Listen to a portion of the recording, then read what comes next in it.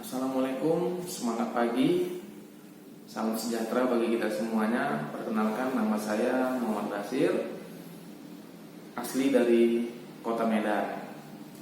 Nah baik, pada kesempatan kali ini saya akan menceritakan pengalaman menarik saya di Akademi Inspiraji. Nah pada awal-awal kami memasuki Akademi Inspiraji ini dipaparkan tentang bagaimana perkembangan bisnis dari zaman ke zaman, yang membuat kami itu tertarik dan dapat logikanya bagaimana perkembangan demi perkembangan. Nah yang pertama, pada saat itu kami dipaparkan bagaimana tentang bisnis agraris, di mana zaman itu adalah mereka yang sukses, mereka yang kaya raya adalah yang memiliki lahan luas, ya, seperti tanah yang luas. Nah, mereka ini tidak mampu menduplikasikan sampai keturunannya, sehingga para keturunan ini tidak mempunyai skill untuk mengelola lahan yang begitu luas, sehingga memilih lebih untuk menjadi pekerja. Sehingga di tanah yang luas tadi berdirilah sebuah industri di mana mereka itu adalah sebagai pengisinya. Artinya mereka yang memiliki tanah luas, para orang tuanya tadi, anak-anaknya hanya memilih menjadi pekerja.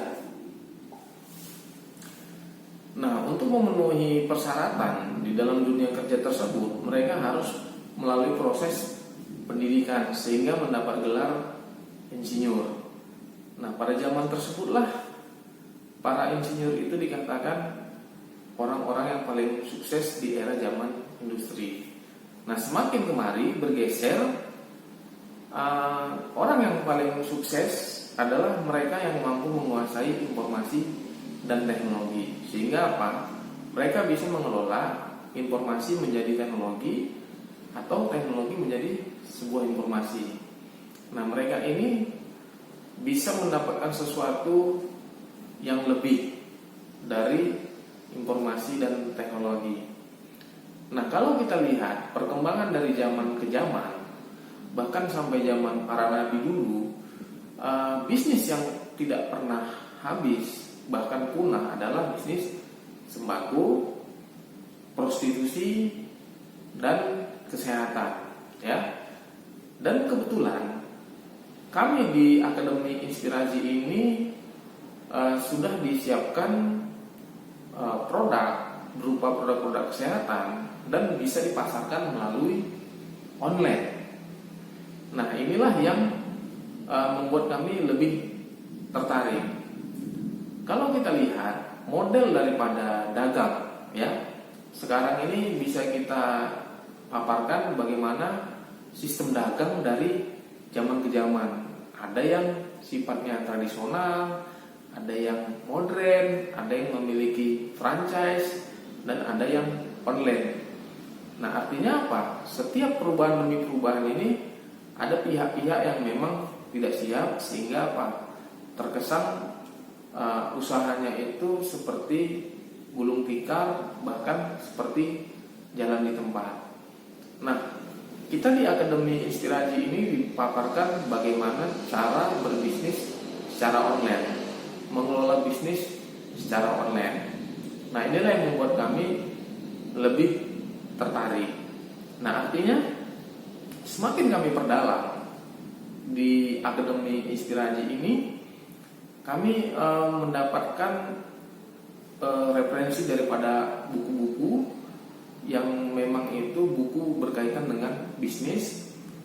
Bahkan yang paling menarik buat saya pribadi adalah buku Robert T. Kiyosaki, di mana beliau mengatakan ketika Anda berada di sebuah bisnis jaringan atau network marketing, lihat ada 4 pendidikan di dalamnya. Yang pertama adalah pendidikan spiritual, mental, emosional, dan fisik.